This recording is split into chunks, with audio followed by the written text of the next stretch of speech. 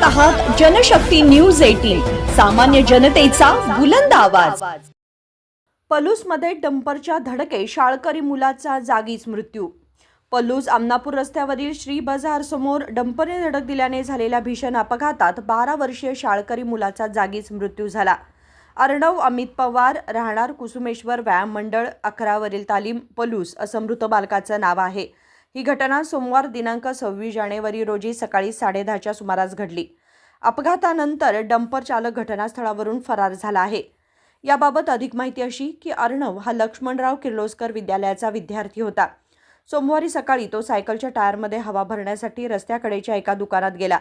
हवा भरून शाळेकडे निघाला असताना पलूस आमनापूर रोडवर श्री बाजार समोर वेगाने आलेल्या डंपरने त्याच्या सायकलला जोराची धडक दिली।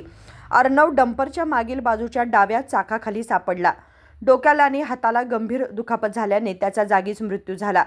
घटनेमुळे पलूस शहरात हळहळ व्यक्त होत आहे। अपघात घडल्यानंतर जखमी मुलाला मदत करण्याऐवजी किंवा पोलिसांना खबर देण्याऐवजी डंपर चालक वाहन घेऊन घटनास्थळावरून पसार झाला। पोलीस अज्ञात चालकाचा शोध घेत आहेत।